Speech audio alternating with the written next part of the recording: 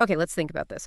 What makes a big action movie really stick with you? One of those high-octane films, especially when it's tied into a whole cinematic universe. Is it just like the amazing stunts, the big stars, or is there something else going on? Today, we're doing a deep dive into War 2. It's the newest one in Yash Raj Films' spy universe, just hit theaters August 14th, 2025. So our mission here is to unpack all the different reactions, reviews from critics, what people are saying online, like on X. We want to help you figure out what really worked and maybe what didn't quite land. In this huge anticipated movie, we've got a bunch of reviews and audience takes right here. Yeah, and it's quite something from the get-go. War 2 is actually the sixth film in this spy universe. We've got Charlie Crochan back as Kabir Dhaliwal, obviously. And the big news, Junior NTR making his Hindi debut as Vikram Chelapati. Plus, Kiara Advani, Ashutosh Rana, Anil Kapoor in there too. Ayan Mukherjee directed this one. So it's a major piece of this bigger puzzle people are already, well, pretty invested in.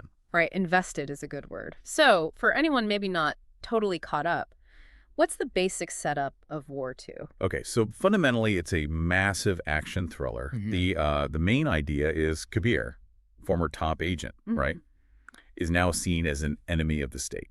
So the government sends their absolute best, maybe most dangerous agent, Vikram, after him, which, sets up this huge cat and mouse chase that escalates big time. Two absolute forces going head to head. Okay, agent versus agent. And what else is woven into that? What kind of story threads are pulling them along?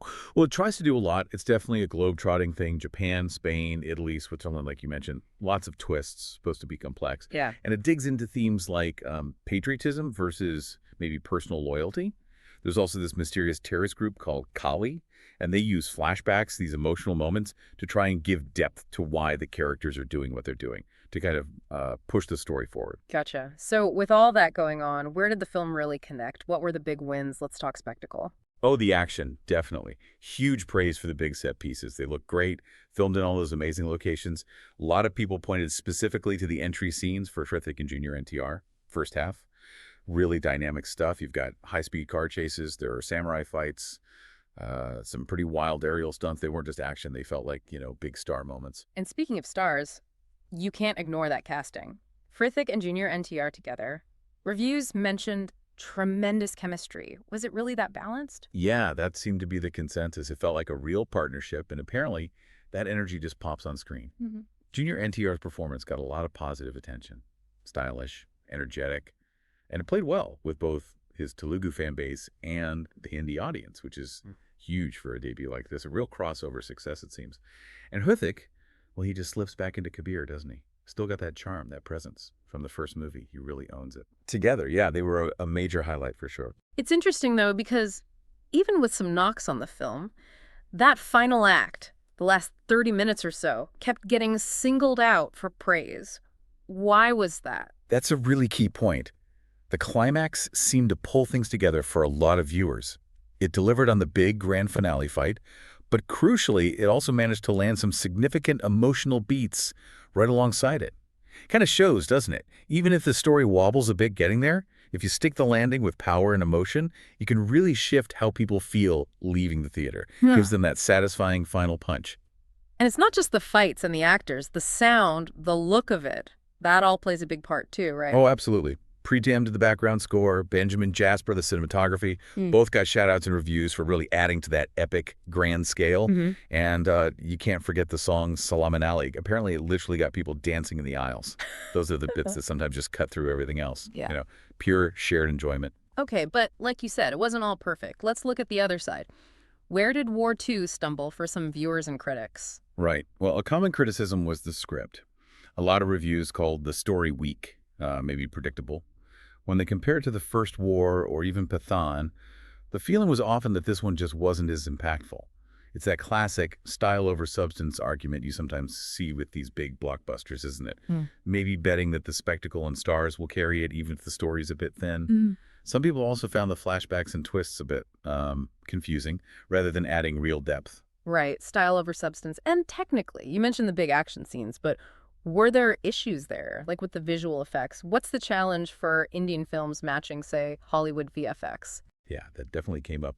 There were complaints about the VFX being, well, average or sometimes even poor in certain scenes, specifically aerial sequences, boat chases, that kind of thing. Some reviews directly compared it to films like Mission Impossible and found it lacking.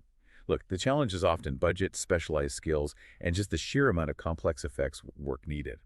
Indian cinema's come a long way, obviously, but hitting that absolute top-tier Hollywood polish consistently, that takes massive resources and infrastructure. And beyond the tech stuff, emotionally, there was this feeling that while it tried to touch on friendship, patriotism, those scenes didn't always land. Kiara Advani's character, Kavya Luthra, specifically got mentioned as feeling a bit underdeveloped, maybe not as effective in carrying that emotional weight, which is tough when you're trying to balance the bangs with the heart.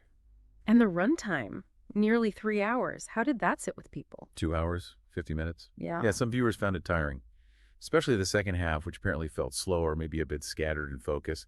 It just made the whole thing feel longer than perhaps it needed to. So it's really interesting, this split, critics versus audiences. How did it all shake out? What's driving these different takes? Critics were definitely divided. Quite a few landed on that style over substance idea. They liked the stars, the action, sure, but found the story and maybe the direction wanting. You had the Hollywood Reporter India saying, no spectacle, no debacle, kind of lukewarm, right? But then Indian Express gave it a really low 1.5 out of 5, called it a glossy snooze fest. Ouch. But on the other hand, some critics did call it a good masala entertainer, acknowledging it delivered on pure fun. So average ratings were floating around 2, maybe 2.5 out of 5. Critics often prioritize story, even in action films. So that division makes sense. And then you look at social media like X, and it's a whole different story sometimes. How did the audience reactions compare? Was it just fans being fans or more to it?